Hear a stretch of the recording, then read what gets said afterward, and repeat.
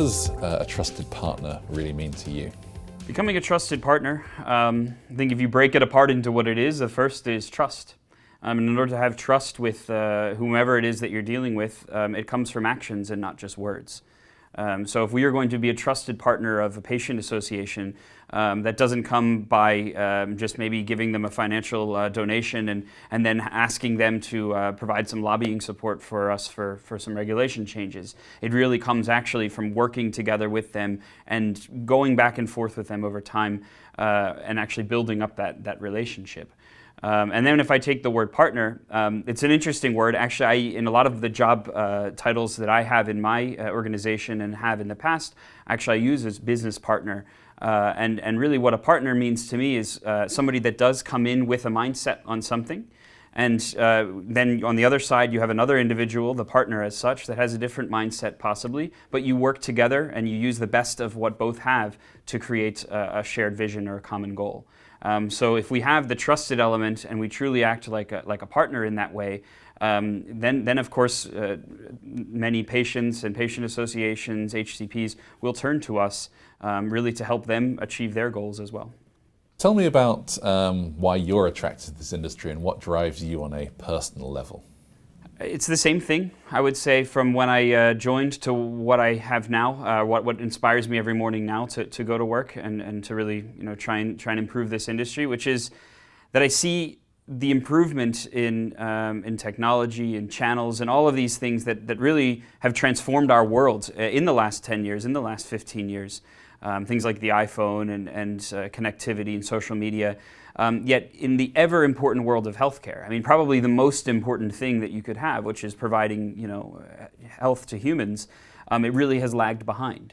And so what gets me inspired is really that idea that, well, why can't we take some of that and actually apply it effectively to our industry, and thereby not just maybe giving someone a smile when they check a post on Facebook, but actually improve the lives of individuals.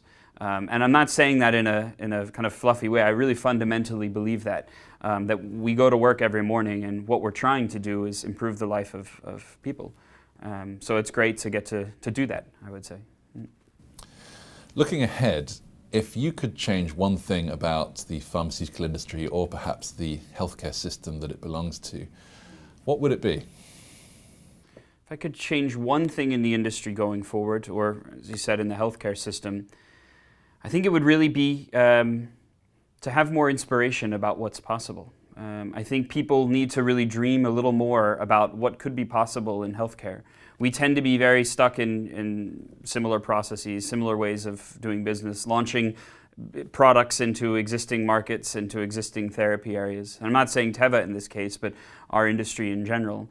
Whereas if we really started to dream a bit more and be a little more inspirational and thinking beyond just that, maybe we could be the industry that does, for healthcare what Apple did to the telephone. Apple was not in the phone business, but they transformed the way that we use technology from a phone perspective. I think that comes from having a deep belief and faith that the world can be a better place. And I would like to see that a little more, as opposed to thinking just quarter to quarter, result to result, that tends to be the case right in the modern healthcare system.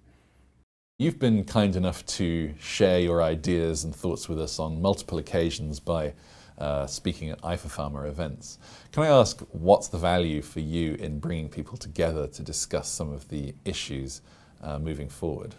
I think it's always a great opportunity to get together with colleagues from other companies, even some that maybe I've worked with in the past or that I've known from other events. And really it's that idea of sharing knowledge in hope of advancing our sector, our industry overall.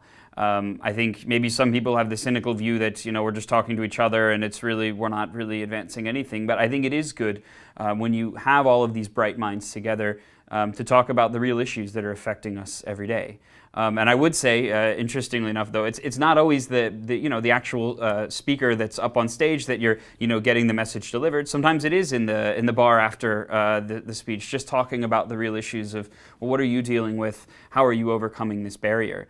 But just in the way that medical congresses bring together really bright minds in healthcare to hope to advance research and treatments in a disease state, I see it in the same way. Having a bunch of bright minds together, sharing ideas and opinions and challenging each other on what we need to do to make our industry better every single day, either from a commercial perspective or from a pure patient-centricity perspective.